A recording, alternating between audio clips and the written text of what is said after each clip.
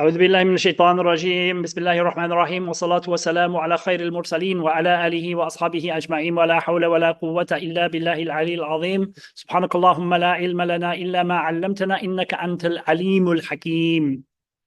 So welcome back. We are going through the section that deals with Ayman wa Nudur, which is translated as oaths and vows. We're going to go into vows a bit. The difference is an oath is where you swear you're going to do something or not do something, as we mentioned last time, the different types of oaths. And sometimes you add a consequence to that oath. And if I don't do it, then I will have to do such and such. That's an oath. A vow is when you take a commitment on yourself to do something. For the sake of Allah, I am going to do this. That's a vow. Or sometimes a vow can, as he's going to come to, can simply be, vows can also be connected. If I don't do that, I will take on to do this. So it's some similarity, but not exactly the same thing. And usually that connected part of a vow is the oath. If I don't do such and such, then I take on to go on Hajj, for example.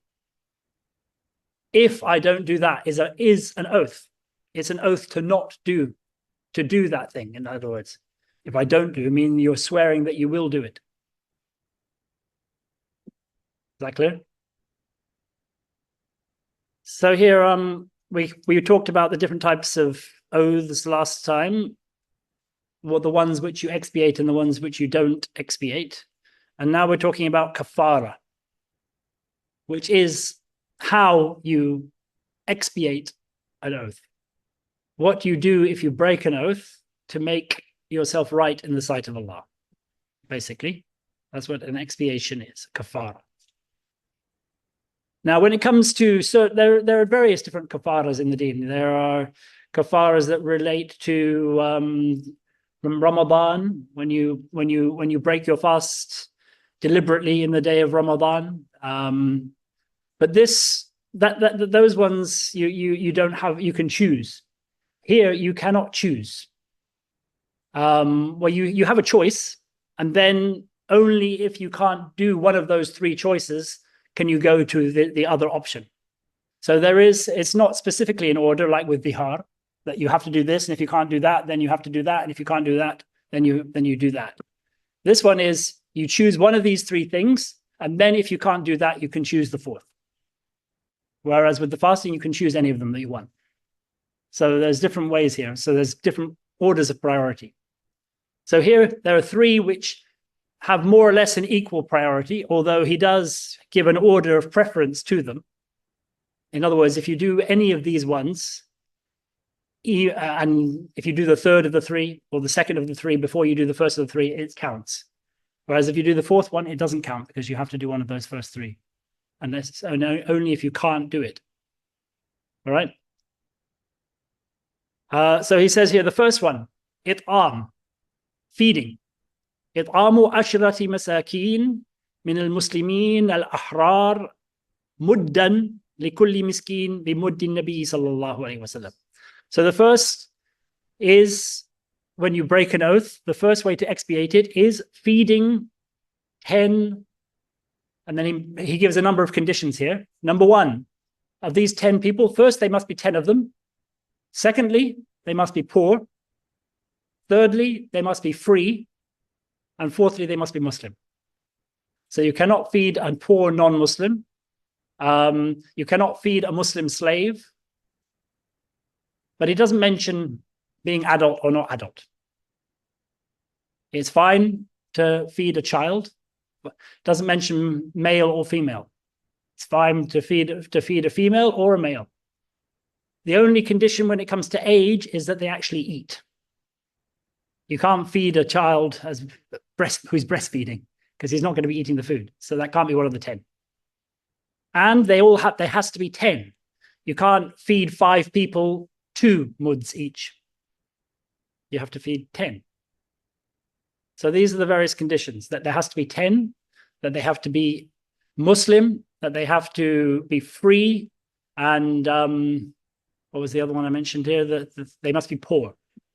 The definition of poverty I mean, it uses the word miskeen here, but in reality, anybody who is not rich is poor. By rich meaning you have sufficiency for a year. You have to pay zakat, in other words.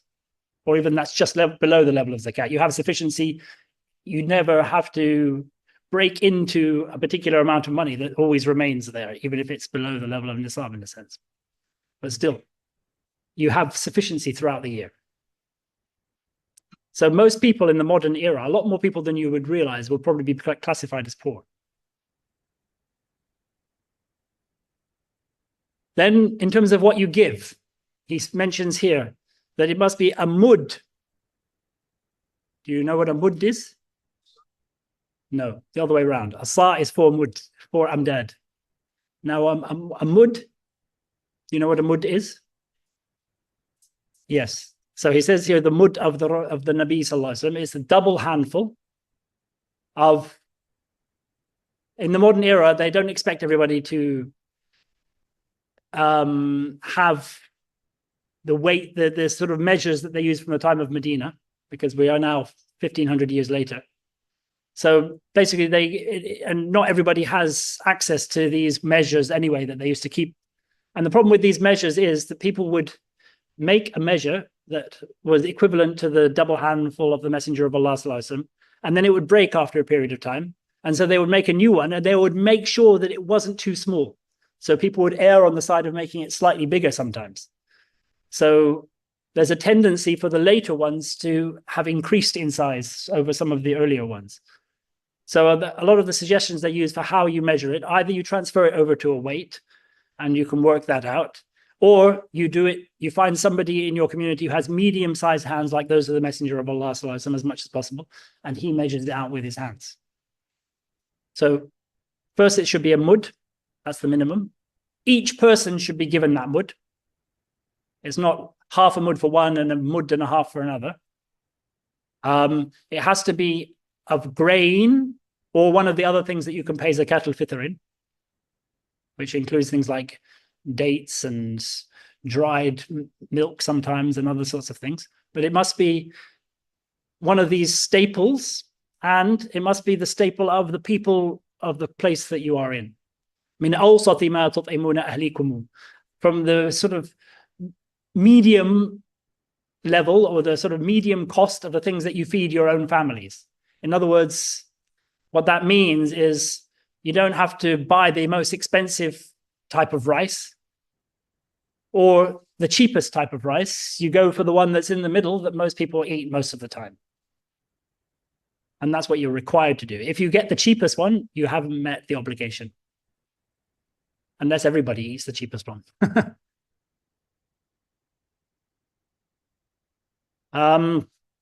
So those are the basic conditions.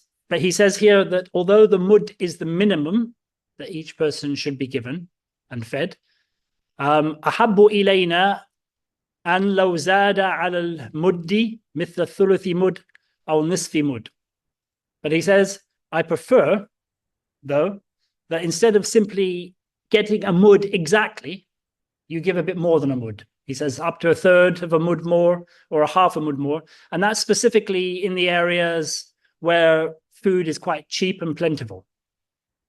That this wasn't a recommendation in places like Medina or Mecca where grain might be rare. In those places, you leave it exactly at a mud and don't go any further. But he said here, if you're in a place where food is plentiful, then you give a bit more. You've met your requirement if you give one mud, but you should give a bit more. And it's also permissible it's not permissible to, have a meal and invite people, because the problem with that scenario is you don't know how much each person is going to get. And you have to give a minimum amount to 10 people. So you give it into their hands. But you can prepare food and feed it to people. Like you can bake it into bread and make sure you give them an amount of bread that's definitely got more than a mud of flour in it. And then you can give them some sort of, meat stew with it or something like that. That's possible. But you have to make sure that each person is given the minimum amount. You don't just have a big platter and everybody comes around and eat. Because you might have 10 people around that platter. One person might just be sitting back and having one mouthful. and then everybody else has finished it, and you've only actually fed 9 people the requisite amount. وذلك بقدر ما يكون من وسط عيشهم في غلاء أو رخص. And that, in terms of what is considered to be the medium type of food, is in relation to what is expensive in a certain people, in a certain place among a certain people, and what is cheap. In other words, you don't go for the cheapest option. You don't have to go for the most expensive option. You go for the one in the middle. وَمَنْ أَخْرَجَ مُدًّا عَلَى كُلِّ حَالٍ أَجْزَأَهُ. But if you only give a mud and no more, it counts. And your kafara is considered to have been met, fulfilled. Yeah, clear? So this is the best option. Feeding is the best option because food is one of the most important essentials of life, number one. And number two, it benefits 10 people. We're coming on to 2 others. The second one also benefits 10 people, clothing, but it's not considered to be as great a need as feeding, even though they're of a similar level. So he says here, the next one, وَإِن كَسَاهُمْ كَسَاهُ.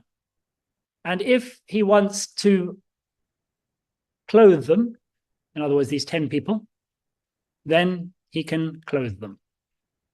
So what if you want to feed 5 people and clothe 5 people? Or feed and clothe 5 people. He says you're not allowed to do that. It has to be 10 people, regardless of which option you choose, and you can't pick and mix. It's not, you choose a bit of one and a bit of another. No, you have to fully commit to one option.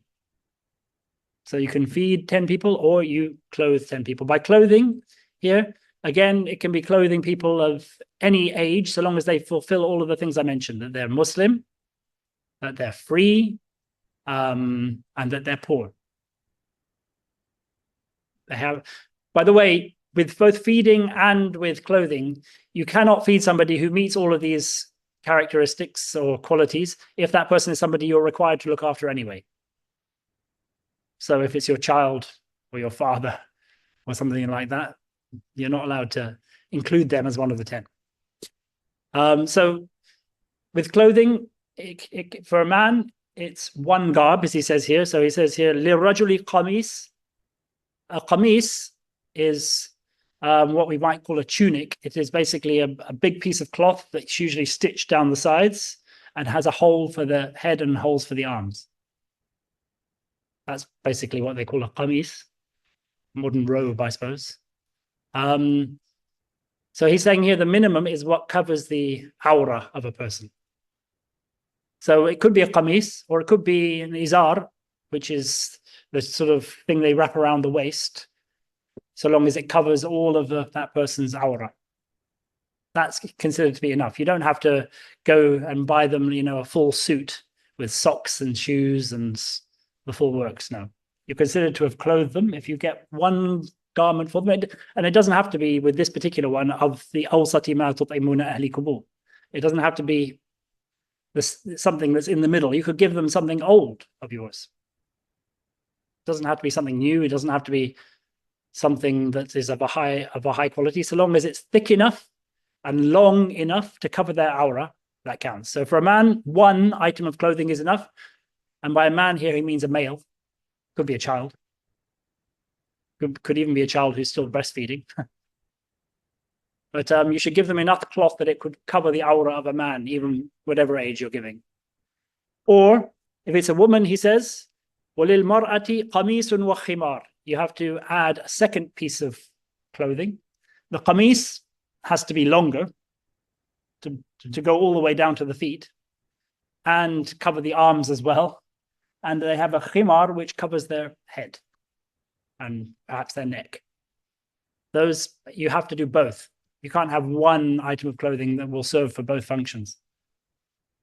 So with a woman, even if the woman is actually a child, even if it's a baby, you still have to provide the two.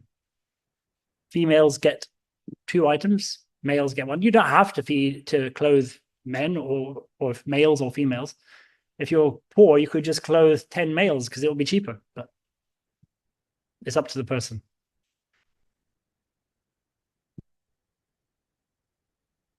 أو عتق رقبة مؤمنة. So raqaba is literally a neck. So the slaves are called a raqaba because it's like, you know, like the yoke of ownership. It's like a metaphoric thing, like the thing that's tied around, like with an animal, you tie around the neck that you own that person. So basically, you're releasing that yoke in a sense. So itqu raqabati mu'mina is freeing a believing slave.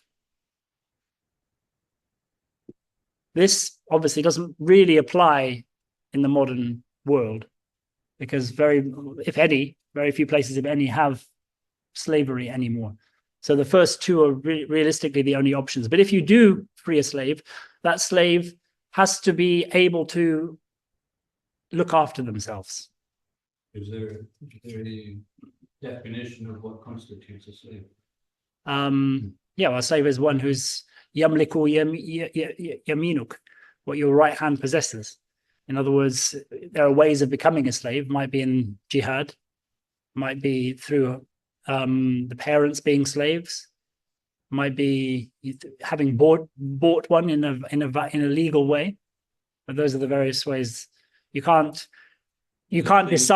find somebody in the street and say, okay, do you want to be my slave? And then they say, okay, all right. And then, I mean, I've seen people who've come to me and say, look, surely that's acceptable in the modern era because the other avenues are closed. I said, no.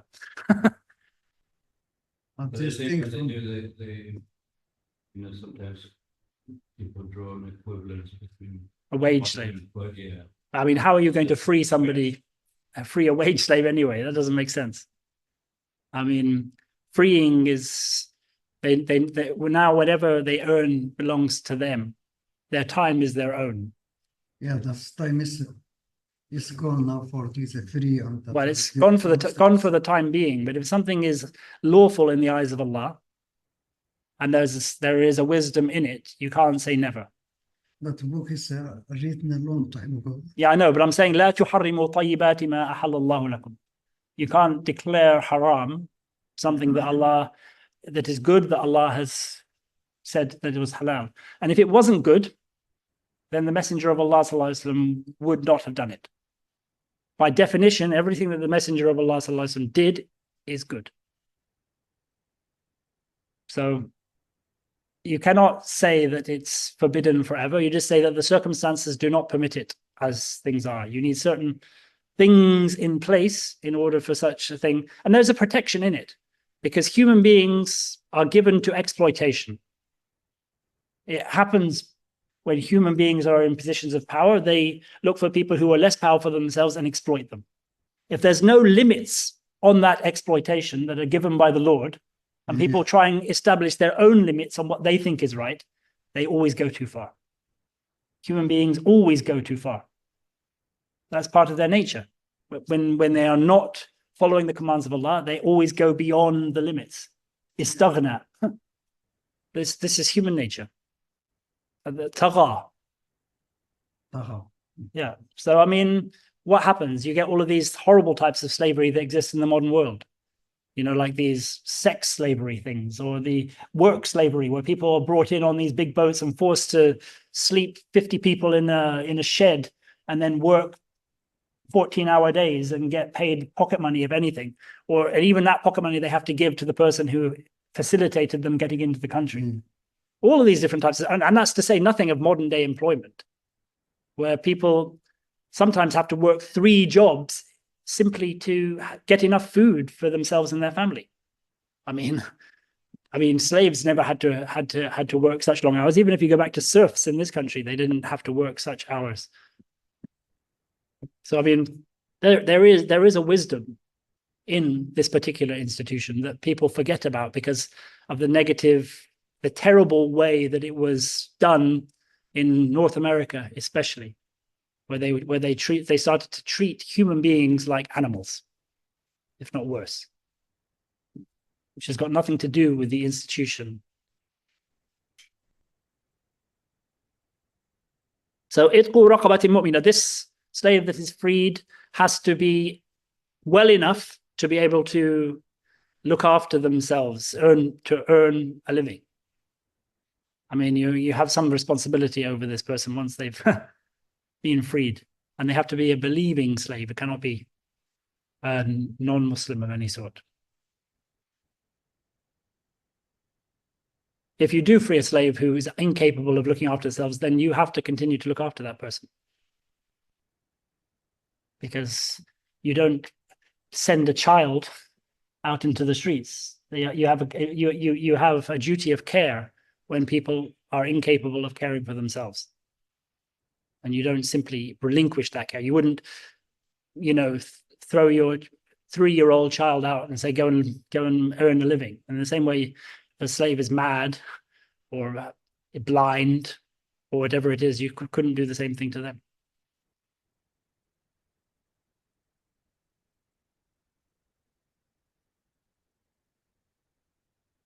فَإِنْ لَمْ يَجِدْ ذَلِكَ, if you are unable to afford any of these options that we talk about, or you're able to afford it, but there's just nothing available, it's a bit of a drought and there's not enough food around, or, the cloth merchant hasn't arrived and you've only got enough clothes for yourself, for example, or there are no slaves around.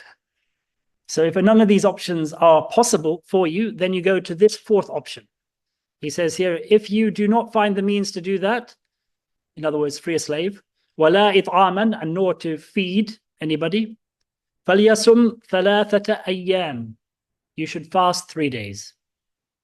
يُتَابِعُهُنْ, which you should fast consecutively. In other words, it's recommended for you to fast them consecutively, meaning Monday, Tuesday, and Wednesday, for example. Not Monday, Wednesday, Friday. You do them all together. He says here, فَإِنْ فَرَّقَهُنَّ أَجْزَأَ, if you split them up, then it counts. In other words, he said, with Ramadan, it's 60 consecutive days that you have to make consecutive. And if you deliberately separate them, if you have a kafara for Ramadan, then you have to start again.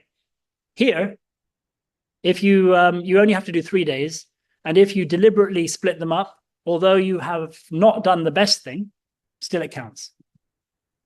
So that's the difference here. It's better to make them consecutive, but if you don't, it's still okay.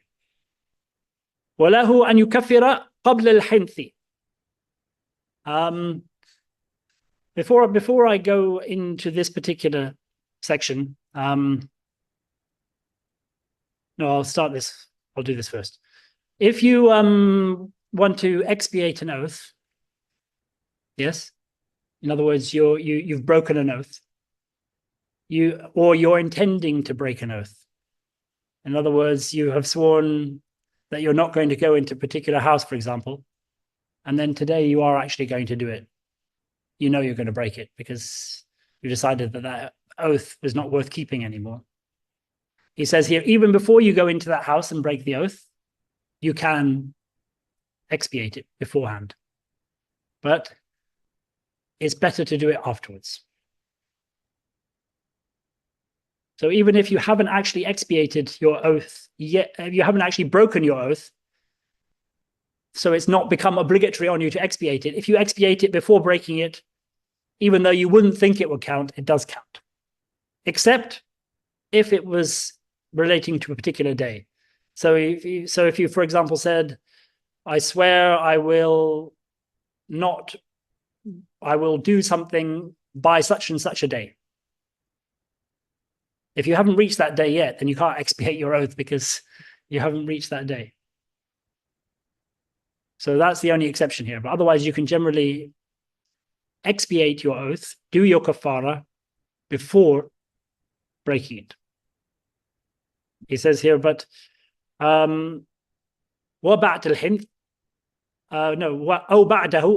or after breaking the oath, وَبَعْدَ الْحِنْثِ أَحَبُّ إِلَيْنَا, but we prefer you not to do it until after the breaking it, because it's not actually obligatory on you until after you've broken it, and you shouldn't really do things before they are expected or commanded of you, basically.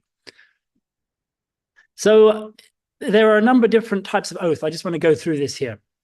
This is in relation to when you should break them or not. So the first is swearing to not do something that is obligatory on you. So if I make an oath that I am not going to pray, or I make an oath that I'm not going to visit my dad. Yeah. Both those things, silatul rahim, visiting your close ones, and praying are things that are obligatory on you. So you actually have to break your oath, because obedience to the Creator takes precedence over obedience to yourself and what you've made obligatory on yourself. That's one. Not in certain circumstances, yes, but not when you break it in a sense that's fully disobedience to Allah subhanahu wa ta'ala. And those ones it's istighfar, because you're not allowed to swear such a thing. But you still have to make it right in a different way. You ask for forgiveness of Allah, because you've basically taken on something which is completely haram for you. Swearing that you will not do something that it is recommended for you to do. So I swear I'm not going to pray the 2 rakats of duha, or something like that. Or anything else. I'm not going to fast. I swear I'm not going to fast such and such a day when it's one of the recommended days. Yeah. Then it's recommended for you to break it, but not obligatory. Swearing that you will not do something that is generally permissible, but there is difficulty in you not doing that thing. For example, swearing that you're never going to drive your car again. For example, when it's difficult to get around in the place that you are in. Okay, obviously it's permissible for you not to drive a car. It's not particularly a recommended thing, but in those circumstances, it's permissible for you to break that oath. In fact, that oath doesn't really have any benefit. It's not disliked for you to break such an oath. But if it's something like if I swear I'm not going to eat chocolate, for example, if you're not a chocoholic, obviously in that case it will be quite difficult for you to not eat chocolate. But if you swear that, then that's different. Then it will be disliked for you to break that oath when there's no difficulty in you complying with it. So even though both things are permissible, one involves difficulty for you, the other one involves no difficulty. But neither of them are forbidden for you to break it. And you still do expiation though when you break them. And swearing that you will not do something that is forbidden. Saying you swear I will not drink alcohol. Yeah. Then it's forbidden for you to break that oath. Obviously. I mean, that's just affirming something. And if you do break it, you don't do expiation, because you can't really expiate something that you've done a big major wrong action, basically, and you have to make that right. But you can't really expiate it because it's not really expiatable.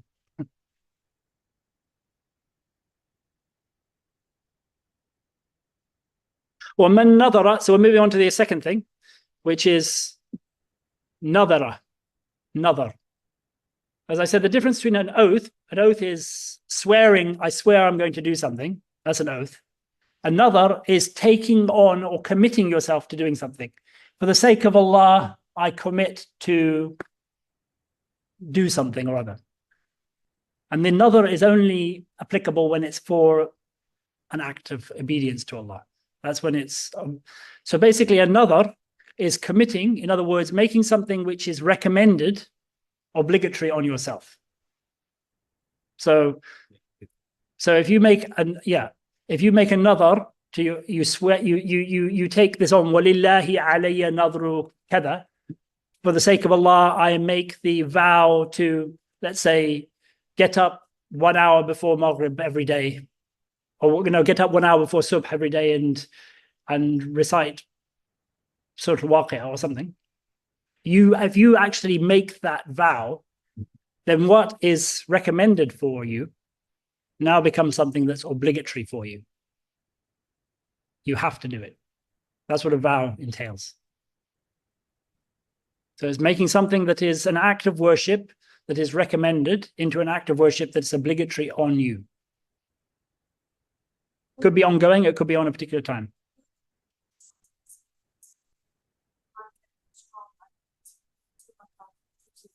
Yeah, well, yeah, I mean, if you're taking on the commitment, then that could be considered a vow.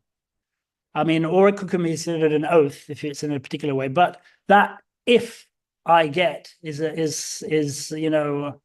something that you are linking the action to. But you are making the commitment based on whatever you've linked it to, the mu'allaq. But if he didn't make it, then you don't have to do anything. No. No hint. No. Unless it's something that is an action that you have control over, or an action that somebody else has control over. Then simply getting something, if you don't get it,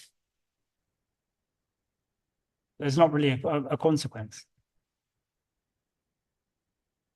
But if I apply for this job, yeah. If I don't apply for this job, then I take on blah blah blah. Then yes, you've now, but this is something that's completely outside of your hands. This other thing, or not even necessarily linked to another person's hands. It's just something that's if such and such might happen.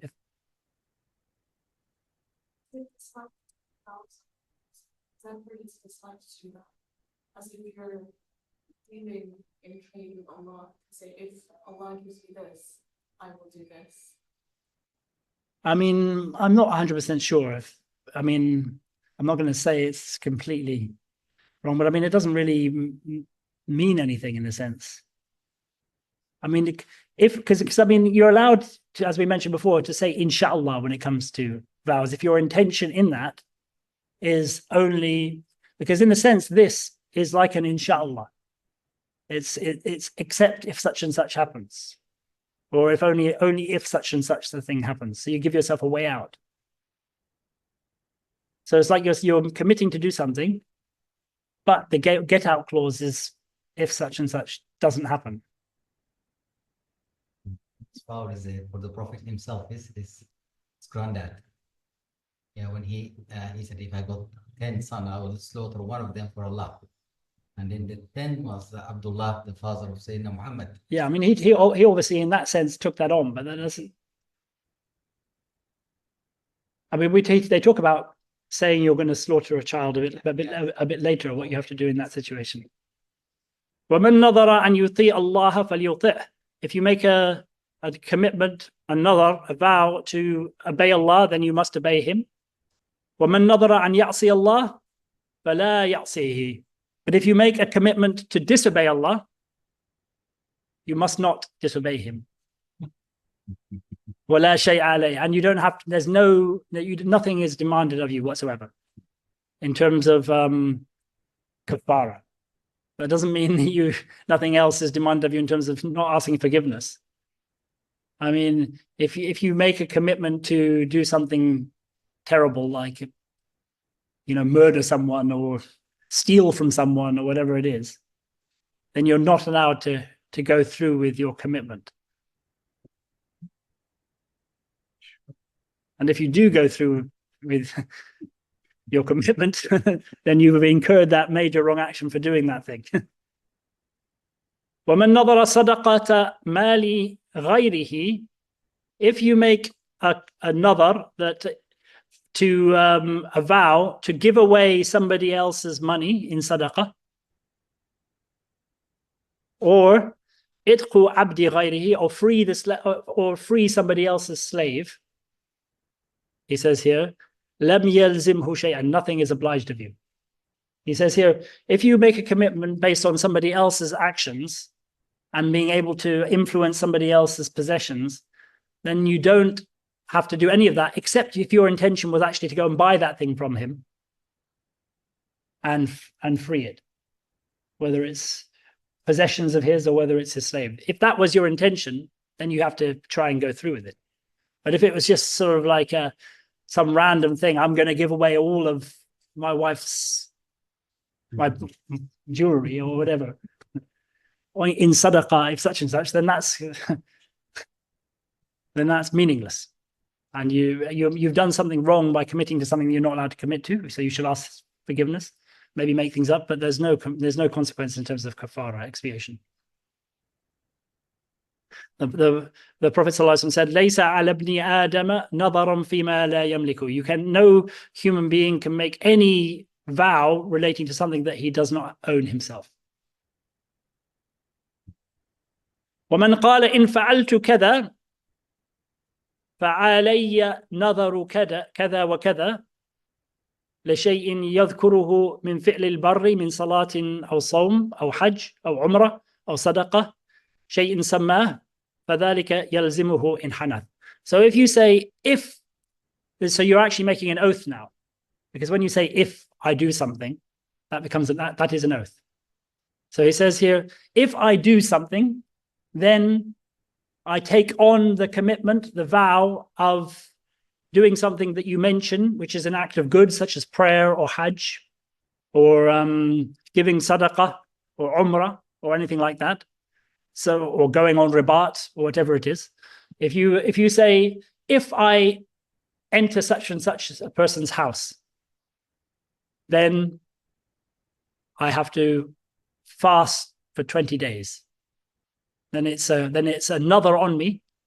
It's a vow, commitment that I'm taking to fast 20 days. And then you enter that person's house, because if you say, if I enter somebody's house, that means I swear not to enter that house. Then you have to fast those 20 days. So even if your vow is linked to an oath and not purely a vow on its own, then you have to comply with the vow. The vow then becomes the consequence of breaking the oath instead of the kafara, basically. Instead of kafara, your consequence is now doing that thing you vowed. فذلك يلزمه إن حنث كما يلزمه لو نظر مجردا من غير يمين. In the same way that if you make a vow that is stripped back of any oath, or you don't even vow, you simply say a vow on its own. Like your vow is, I take the commitment to go to fast 20 days on its own, without connecting it to an oath. That's also something you're bound by and have to comply with. So vows, whether you link them to an oath, which you then break, or whether you simply make the vow without linking it to anything, you simply take something on to do, you have to comply with that. Can a vow be something you tell yourself from yourself? Well, yeah, but I mean, it verbalizes in some way, even under your breath. But it's not just thoughts. All sorts of thoughts occur to people. We're not taken to task for things that are not verbalized, even if it's under your breath. Unless, obviously, you're somebody who can't actually speak. Or you could write it down. Might not be spoken. وإن لم يسمي لنظره مخرجا من الأعمال فعليه كفارة يمين. If you make a vow without actually specifying what it is you're vowing, you say, for example, if I enter that house, then I have a commitment to do a vow. You don't even specify what you mean by that. Simply leave it. Then a vow is upon me. And you don't say what that is. Then your vow is simply the expiation. Your vow is meaningless in that sense. You simply go back to the root of what happens in an oath that you break. The consequence is the kafara. So your vow is simply then to do the kafara.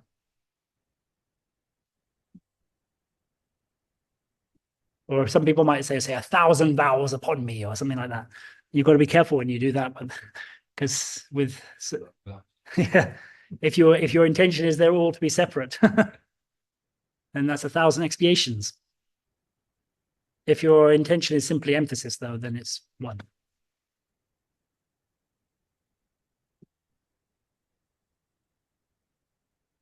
ومن نظر معصية من قتل نفس أو شرب خمر أو شبهه أو ما ليس بطاعة ولا معصية فلا شيء عليه وليستغفر الله.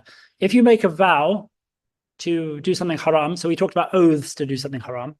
This is a vow. If you take it upon yourself, he alluded to this earlier, to do something haram like kill someone, or drink alcohol, or anything else of that nature that's haram, engage in riba, use riba, whatever it might be. He says here, or you make a vow to do something that's neither an act of obedience nor an act of disobedience, something which is simply permitted. Then you don't, such as I vow to wear green clothing. If you make, it's a vow on me to wear green clothing, something which is permitted. If you do that, he says here, nothing is required of you. You don't have to comply with that vow. And you don't even do any kafara of any sort. You simply ask Allah's forgiveness for making inconsequential vows. Or when you're vowing to do something haram, you ask his forgiveness for vowing to do something haram. I mean, why are you making a solemn commitment to wear green clothing? I mean, or anything else that's trivial, yeah. وَإِنْ حَلَفَ بِاللَّهِ لَيَفْعَلَنَّ مَعْصِيَّةً. But he says here, if you swear an oath that you're going to do a wrong action, it's not the same as making a vow to do it.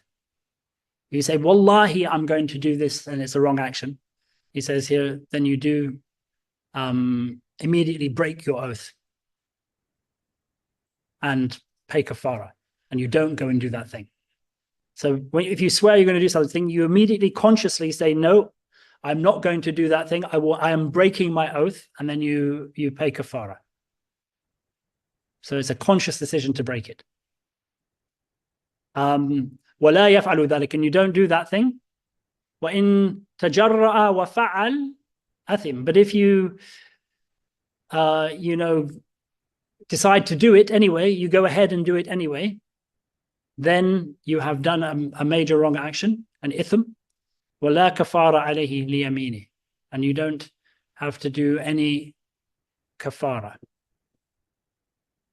for this particular oath. So you do an oath if you break it, but not an oath if you go through with it. So yeah, you do tawbah. Man qala alayya ahdullah. So this is being careful about the words you use here, he's now saying. He's saying if you make a commitment, a nadar, or an oath here, and this is the first one is an oath, you say by the ahd, which is like the promise or the contract or the pact of Allah, and then you say by the ahd of Allah, or alayya ahdullah wa alayya mithaqullah, and you use two, and you say I'm by the mithaq, the covenant of Allah. You use both terms, he says here, and then you break your oath. He says here, فَعَلَيْهِ كَفَارَتَانِ. You have to do two expiations because you have used two separate terms that even if they are somewhat synonymous, you have specifically chosen separate terms, which indicates that you're not specifically saying it for emphasis. But this position here is actually the weak one in the madhab. The stronger one in the madhab is that both words are synonymous. Because they're synonymous, the default position is you do one kafara, one expiation. If I was to say, alayya ahdullah wa kitabullah, and by the book of Allah, and there were two separate things completely, then that would definitively be two expiations. But if they are basically the same word, but there's a different word, but it's the same meaning, then there's two positions. And the stronger one is that it's one, and the weaker one is that it's two. And he says here, وَلَيْسَ عَلَى مَنْ وَكَّدَ الْيَمِينَ فَكَرَّرَهَا فِي شَيْءٍ وَاحِدٍ غَيْرُ كَفَارَةٍ وَاحِدَةٍ. But if you emphasize your oath by saying the same word twice, then you only have to do one expiation. There's not two positions here. So if I said wa ahdullah or alayya ahdullah, alayya ahdullah, alayya ahdullah, lots of times, then that would only still be one kafara. ومن قال أشركت بالله أو هو يهودي أو نصراني إن فعل كذا فلا شيء عليه. So if somebody says, I will associate partners with Allah if I do such and such, or I will become a Christian if I do such and such, or I will become a Jew if I do such and such, and then he breaks his oath by doing that thing, he says here, فَلَا شَيْءَ عَلَيْهِ. He doesn't do what he promised he was going to do. The consequence is not one that he does, and he doesn't have any kafara because it was an oath that is unfulfillable. Basically, the general principle here is there's kafara when an oath is fulfillable. If it's not fulfillable, in other words, it doesn't become a contract that when you make it because it's completely impossible and has no sense to it, like this, like if I do such and such, then I'm going to do this and this thing is totally forbidden, then it's not considered to be an oath from the start. So there's no kafara. And then you've said something which is very, very wrong, and you should ask Allah's forgiveness for doing it. That's the basic principle here. If something can be done, and then it becomes a binding contract on you. If it cannot be done, then the contract is never bound. وَمَنْ حَرَّمَ عَلَى نَفْسِهِ شَيْئًا مِمَّا أَحَلَّ اللَّهُ لَهُ. If you make something haram on yourself that Allah has made halal for you, we sort of mentioned this at the beginning, فَلَا شَيْءَ عَلَيْهِ. Then if you make an oath saying, apples are haram for me, or you say something, if I do such and such, apples are haram for me, and I do that thing, then that's not a consequence that you have to follow through with, because you can't make things. Allah is the one who decides what's halal and haram, not you. You cannot make things haram that are halal in the sight of Allah. It's the general rule here. So if you are making something forbidden for yourself forever, basically, or even for a short period of time, or whatever, if you make something haram, because haram implies forever, that's not permitted for you to do that. And so if you do it, you ignore it. It's not a consequence that you have to take note of. Illa, except, fi zawjatihi, if he says that about his wife. Why? Because we mentioned before that talaq, divorce, is one of those consequences that always counts. And if you say your wife is haram for you, what you have effectively done is say that she is not married to you, and you cannot be with her again until something happens. Yeah. In other words, it's a final and irrevocable 3 talaq divorce, if you say that your wife is haram for you. So then, yes, because she wouldn't be haram for you if it's 1, because you can take her back. She wouldn't be haram for you even if you say she can go her own way if it's just 1 divorce, because then you can get remarried to her. The only time she's haram for you completely is if it's 3 divorces. For the first time, if you tell that for the first time, haram for. No, haram. If you say the moment you say she's haram for you, that's 3 divorces automatically. Automatically. Yes. Yes. Whereas if you say apples are haram for me, you just ignore it. But if you say my wife is haram for me, that's it. Sorry. It counts. فَإِنَّهَا تُحَرَّمُ عَلَيْهِ. She is haram for him, unlawful for him, إِلَّا بَعْدَ زَوْجٍ. Except after she has remarried and consummated that marriage with another husband. Another. Yes. وَمَنْ جَعَلَ مَالَهُ صَدَقَةً أَوْ هَدْيًا أَجْزَأَ ثُلُثُهُ. So this is another thing that people used to do very regularly. Somebody would say, if such and such, if I do such and such, then all of my wealth is fi sabilillah, for example, in the way of Allah, or all of my wealth is sadaqah, or all of my wealth is hadi. The difference is fi sabilillah is for the purpose of jihad and ribat only. Sadaqah is usually for the poor of the Muslims, and hadi is for the poor of the Muslims of Mecca. So basically, if you say any of those things, you say all of my wealth, what does that mean for you?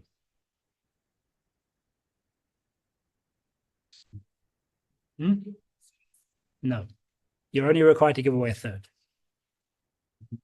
1/3. That, because that's what the Messenger of Allah said when somebody tried to do that. Because so, but if, for example, I was to say, if I do such and such, then my house is sadaqah in the way of Allah, for example, and that house was maybe 9/10 of your wealth, you would have to give that because you've specified now. If you don't specify, then it's only a third. If you specify, it's whatever you specify.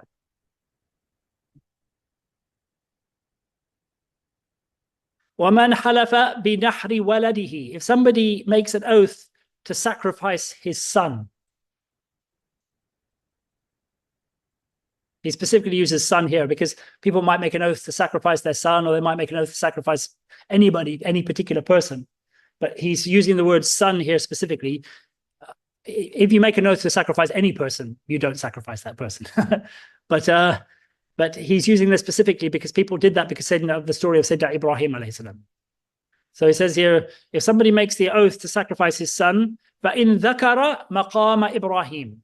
If he is doing that, calling to mind the station of Ibrahim and what Ibrahim alayhi salam did, in other words, trying to invoke that particular sacrifice that Ibrahim alayhi salam did, thinking that that's, what Ibrahim did is something to be emulated. Then he says here what he does is, and he does that as a hadi, an offering to Allah in Mecca. Then he says here that he sacrifices a sheep instead. Tujzi'u shat. Because that's what Ibrahim alayhi salam did. Is Allah subhanahu wa ta'ala replaced him with a sheep. So if you make a sacrifice to sacrifice your son as a hadi in Mecca, following the story of Sayyidina Ibrahim alayhi salam, you don't go through with that. You do a sheep instead. You're not allowed to do something haram as an oath or a vow. We mentioned before. Killing somebody who you are not lawfully allowed to kill is not permitted for you. You can make an oath, for example, if you're somebody who has the role of the executioner and somebody has been tried and convicted, then obviously it's an act of worship to do what you're doing. So you could make the vow to do that, or in the way of Allah, on jihad. But killing anybody that is not lawfully allowed for you to kill is actually haram in the sight of Allah, and you cannot make a vow to do something that's haram. But he says here, if you vow this haram thing and your intention is an act of worship in it, thinking that is something wonderful because Sayyidina Ibrahim alayhi salam did it, to do it in that particular way, then he said here, you follow the same situation that he did, and a sheep takes his place. But if he was not doing it for that reason, and he did not have in mind what Sayyidina Ibrahim alayhi salam had done, then nothing is required of him. No kafara, and he doesn't do it. Is that clear? وَمَنْ حَلَفَ بِالْمَشْيِ إِلَى مَكَّةَ فَحَنَثَ. So I'm going to go through this bit quickly because it's not something that many people do anymore because of the sheer size of the world where people live. If somebody swears an oath to walk to Mecca, in other words, it was a consequence of the oath. So somebody swears an oath, if I don't do such and such, I'm going to walk to Mecca, and he doesn't do that thing. And so he breaks the oath. Then he says here, فَعَلَيْهِ الْمَشْيُ مِنْ مَوْضِعِ حَلِفِهِ. He has to walk from the place in which he made that oath, wherever he was. He says here, فَلْيَمْشِ إِنْ شَاءَ فِي حَجٍّ أَوْ عُمْرَةٍ. Doesn't matter whether it's on a hajj or an umrah that he goes on, because he's only sworn to walk to Mecca. But if he said, I will walk to hajj, then he has to go on hajj, obviously. If he says, I'm going to walk to Umrah, he has to go on Umrah. But if he just simply he says, I'm going to walk to Mecca, he has to do it from the place where he made the oath. فَإِنْ عَجَزَ عَنِ الْمَشِي, if he's actually physically incapable of walking the whole way, rakab, he rides. So basically the situation here is you're walking, then suddenly you're too tired to walk anymore. So then you have to get in a cart or get on a horse or whatever it is and ride for a bit. Then when you're feeling a bit stronger again, you get back down and walk. This is the basic thing. Then you ride again when you can't walk. So you're walking and riding in this way. What happens in this situation is the strongest position in the madhab is it's recommended to then make a second journey and walk the bits you rode and ride the bits you walk to make sure you walk the whole way there. If it requires a third journey, then you do it on a third one. So basically to try and make sure you've walked. So if you're doing it from Britain to Mecca, you have to be a pretty strong person in order to walk the entire way. You might have to do quite a few trips if you're going to manage to walk the entire distance, which is a bit easier, but still not very easy. I mean, even if you walk from Syria or something, it's still not very easy. They were on horseback, yeah. Even walking from Medina, I mean, that's quite a... 400. Yeah. That's too much. Yeah. So he says here, فَلْيَمْشِي إِنْ شَاءَ فِي حَجٍ أَوْ عُمْرَةٍ فَإِنْ عَجَزَ عَنِ الْمَشِي رَكَبْ. You ride if you can't walk. ثُمَّ يَرْجِعْ ثَانِيَةً. Then you go back a second time, do the journey a second time, in qadar, if you're able to. فَيَمْشِي أَمَاكِنَ رُكُوبِ. And you walk the places that you were riding the first time. فَإِنْ عَلِمَ أَنَّهُ لَا يَقْدِرُ. If you know, having done the journey once, that you're never going to be able to do it again. قَعَدْ. You stay where you are, you don't have to go again. وَأَهْدَى. And you do a hadi the previous year. So basically, you know in advance, I'm not going to do this again. When you're there the first time, you offer a sacrifice of a hadi sacrifice when you're there, as to compensate for the fact that you're not going to be able to fulfill your oath. وقال عطاء, one of the great scholars of the Malikiyya, Ata said, of the people of Medina, the scholars of Medina in the time before Malik, لا يرجع ثانية. You do not go back a second time, even if you're able to. ويجزئ الهدي. It's enough for you simply to do a sacrifice. So that's an easier position. But Malik's position was, if you're a strong fellow, then do it again. Or if you're a strong lass, do it again. وَإِذَا كَانَ سَرُورَةً. If a person is a sarura, which means they haven't done their obligatory hajj yet. That's what a sarura is. Somebody who has not completed the hajj of Islam.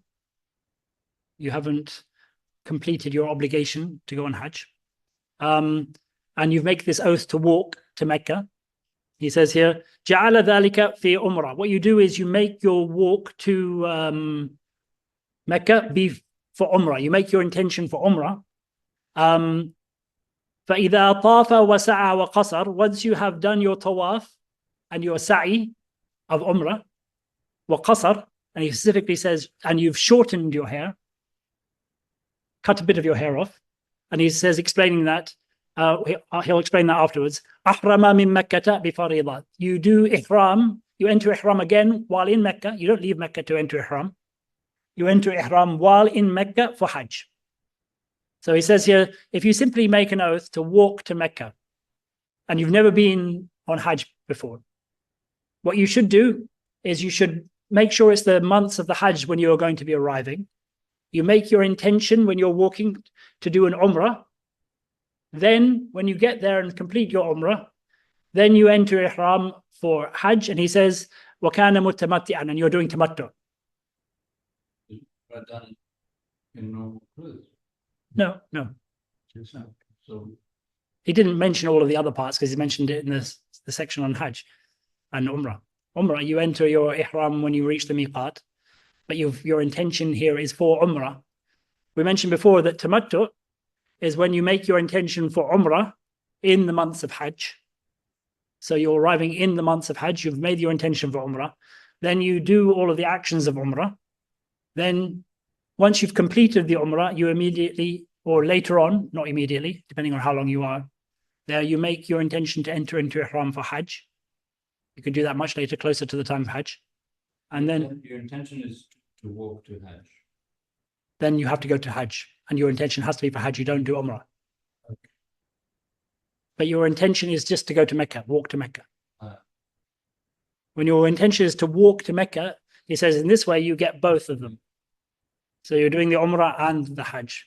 You have to do the Hajj in this situation, he says, because the position of Malik, the strongest one, is that Hajj is wajibun al-fawr. It's immediately obligatory when you have the means to do it. So if you're able to go, then you have to do Hajj on that trip. You couldn't just do Umrah, he's basically saying. So either you intend to do Hajj from the beginning, which is perfectly fine, or you intend to do Umrah first and then Hajj. Those are your two options. Or you intend both of them together. But it has to be a Hajj involved in this first trip. Because you're Sarura, you've never been on Hajj before. Then he explains why he said qasar before, shortens the hair. He says, وَالْحِلَاقُ فِي غَيْرِ هَذَا أَفْضَلُ. It is better to shave off your head for men, not for women. Better to shave off your head in every other situation, apart from this one. وَإِنَّمَا يُسْتَحَبُّ لَهُ التَّقْصِيرُ. The only reason why it's recommended for him in this situation to shorten his head and not shave it after the Umrah portion is استبقاء للشغث في الحج, to make sure that the unkemptness of your hair, or still having long hair is present for while you're in your ihram for Hajj. To cut it another time. Yeah, to make sure that you still have the same, your ihram for Hajj is still meaningful in the sense that you have hair to cut off at the end of it. Because when you're doing tamattu, you're cutting your hair or shaving your head twice. So if you shave your head after you finish the Umrah portion, you're not going to have much hair left when you finish the Hajj portion. Unless, of course, you come for your Umrah portion immediately after Ramadan and then stay for 2 months before you go to the Hajj. But even so, he's saying it's better to shorten rather than to cut. وَمَنْ نَظَرَ مَشْيًا إِلَى الْمَدِينَةِ أَوْ إِلَى بَيْتِ الْمَقْدِسِ. If you make a similar oath, but this time instead of Mecca, you say, I make the oath to walk to Medina, or I make the oath to walk to the Bayt al-Maqdis, Jerusalem, the Masjid al-Aqsa. أَتَاهُمَا رَاكِبًا. Then you actually make the trip to these places, but you don't walk, you ride, if two conditions are met. You don't have to walk. You only have to walk. And if you make an oath to walk to Hajj, the walking is important, or to Mecca, walking is important. If you make an oath to walk anywhere else, you don't walk. You can walk if you want, but you're not obliged to walk. You're only obliged to go to that place if it's meets two conditions. One is either Mecca or Medina or Jerusalem. And two, you're making the intention to go and pray in the mosque, or to go and do some act of worship in the mosque itself. Because there are only 3 mosques that you're allowed to shuddur rihal, to tie your bags and make a journey to go and visit, purely for the purpose of that mosque. Because these particular mosques, the worship in them is elevated over other places. So that's the mosque of the Rasul sallallahu alaihi wasallam, the Masjid al-Haram in Mecca, and the Masjid al-Aqsa. Those 3 only. So if you make a commitment to go to Medina, and your intention of going to Medina is not to be a tourist there, or to visit some other site, but is purely to go to the mosque of the Messenger of Allah sallallahu alaihi wasallam and pray in that mosque, then you have to comply with that, if you make a vow to do that. If you make a vow to go to Jerusalem, to pray in the mosque of the, or to do itikaf in the mosque of, the Masjid al-Aqsa, then you have to do that as well, but you don't walk. If you make an intention, if you make a vow to go to any other mosque, say I vow to go to such and such a mosque in Iraq, or such and such a mosque in Pakistan, or such and such a mosque in Yemen, or whatever, then to pray in that mosque, you don't go. You don't go to any mosque except those 3 mosques. Instead, you go to your own local mosque and do what you promised to do there. You still have to do the act of worship. So he says here, Atahuma, you go to them rakiban, riding, inna was-salata bi masjidayhima. If you intended to do the prayer in their 2 mosques. Wa illa fala shay alayha. But if you didn't intend that, you simply intended those cities, you don't go to them at all, and nothing is required of you. وأما غير هذه الثلاثة مساجد, as for other than these 3 mosques, فلا يأتيها ماشيا ولا راكبا لصلاة نظرهن. You don't go to either of them, any of them. You don't go walking, you don't go riding, you don't go flying, you don't go in any other way. To pray a prayer that you made a commitment to pray in those mosques. While you sallihi, or while you salliha, you pray that prayer bimawdi'i, in the place where you are. So even, for example, if I said I make a solemn commitment to go and pray in Dereham Road Mosque, for example, even if it's that close, you just do it where you are. You don't even travel for that. You do the prayer wherever you are, the nearest mosque to you. You don't travel, even if it's that close.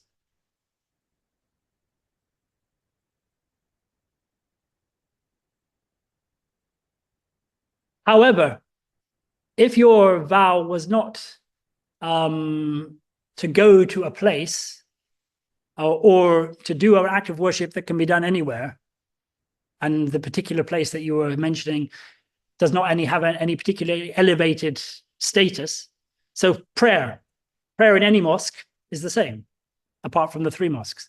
But if you swore to go and visit a great scholar in another city, visiting a scholar, a man of Allah or a sheikh, is an act of worship. So if you made a vow to do that, you have to do it. That's when you still go to a place. So when the thing that you've sworn involves traveling and is itself an act of worship, that travel aspect to it, then you have to comply, because another is taking on something which is recommended and it becoming obligatory on you. But praying in a mosque is all you've really sworn to do in the other case. You see, that's the difference. And there's only your prayer is 1,000 times greater in Masjid al-Quds, for example, or 10,000 or 100,000 times in the mosque of the Prophet ﷺ. And that's why you do it in those places, because that's part of the act of worship. Then it's only when the vow is for an act of worship that you have to do it. If the vow is not for an act of worship, simply traveling somewhere, then you don't do it. That's the basic thing here. So that's clear by the final bit of this chapter. He says, وَمَنْ نَظَرَ رِبَاطًا, if you make a vow to become a murabit in a particular بِمَوْضِعٍ مِنَ الثُّغُورِ, in one of the particular places on the frontier, one of the forts on the frontier to protect the lands of Islam, فَذَلِكَ عَلَيْهِ أَنْ يَأْتِي, you have to go to that place that you swore you were going to go to, because that is the act of worship, going to that place. So when the act of worship involves travel, you have to do the travel.